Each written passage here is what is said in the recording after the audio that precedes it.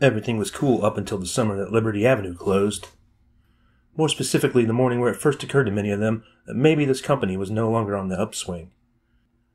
Their acting owner has just called a meeting to announce the shuttering of their original location, which somehow endured in this town in a beleaguered, not exactly great spot from the late 1970s up until now. And also, that their president, Dwayne Hatley, who had received the news earlier than his employees, had just chosen to tender his resignation as well. "I don't think you know what you're doing," Dwayne told said acting owner, Rob Drake, a quote which has somehow already become common knowledge and is basically disputed by no one, not even by the targeted individual himself. That was said, anyway, though Rob would presumably disagree with this sentiment. But they are a relatively strong cast of seasoned veterans, those assembled in this conference room, and nobody immediately freaks out. Even Liberty's looming extinction, in fairness, isn't exactly a news flash, although everyone had remained optimistic that it might weather the storm. And meanwhile, they have 3 other locations, all of which are performing somewhere in the range of fair to strong. Their tiny chain has endured setbacks before. They will be okay.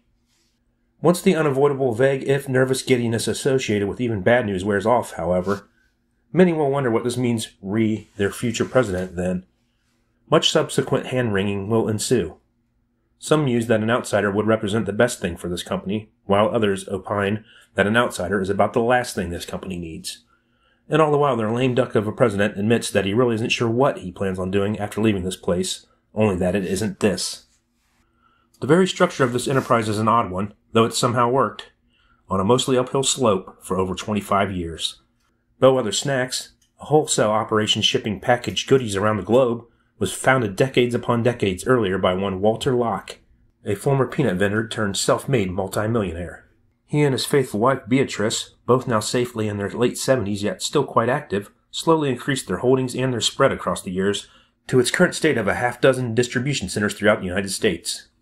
In 1979, as a hobby, Beatrice persuaded Walter to let her open the Healthy Hippie Market, a funky little shop on a major thoroughfare in a major city. A store dedicated to the sort of lifestyle its name might imply. Green, local, sustainable. Over the years, the old Healthy Hippie has undergone a mind-boggling array of permutations until reaching this dim summer morning and the announcement that its flagship store is, well, throwing in that flag. Edgar arrived on the scene 8 years and some change earlier, in yon sepia-tinted January of 2007. In retrospect, it must have been obvious to everyone that he was slumming it. A lot of them were. His situation revolves around having just moved to this state and grabbing the first tangible offering he could find.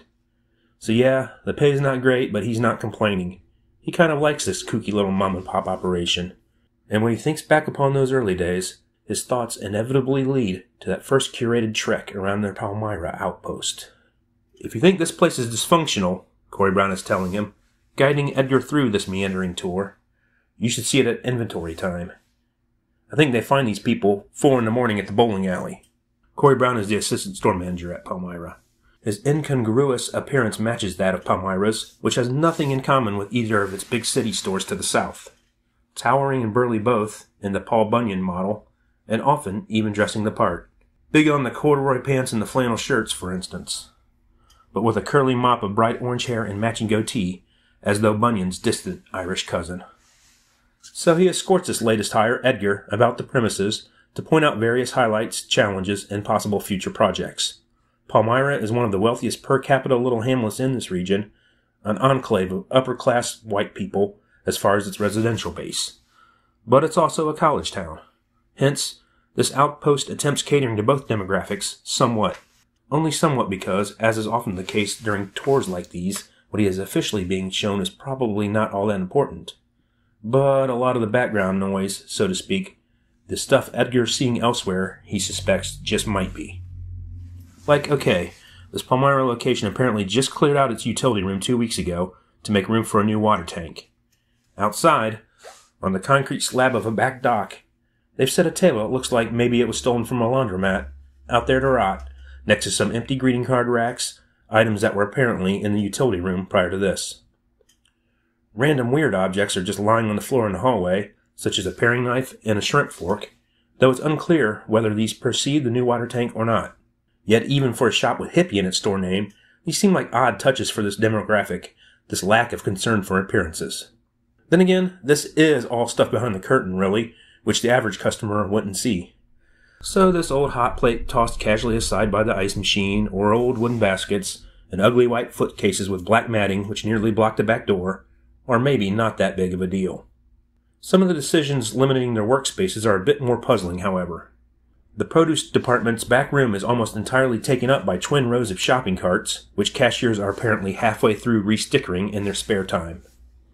Carts obtained on a deal from some other grocery store, which admittedly do look pretty decent.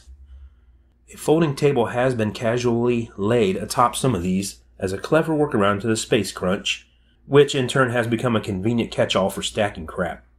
Meanwhile, in the meat/deli department, one of their walk-in coolers is blocked by a rack of heavy white smocks, which nobody can apparently find another place for. Whenever they need to get in there, they move it out of the way and then slide it back. Edgar does wonder what the health department might think about that one, but he isn't an expert on these matters. And anyway, it's none of his business, nor one of his concerns. It's a bit odd, though, that the assistant store manager is describing this place as dysfunctional with a rueful laugh as if out of his hands. But then again, Edgar thinks he already digs this low-key establishment much better than the corporate world he left behind. And Corey's attitude surely reflects this laid-back atmosphere, high-priced, all-natural market or not, and possibly the all-hands-on-deck mentality they either encourage or have no choice but to accept here. Like how the water tank has already flooded twice in just 2 weeks, and their company president, Dwayne Hatley, went around installing replacement floor tiles himself. They were without hot water for a day and a half at this store, however, calling into question, perhaps, whether this water tank was actually new.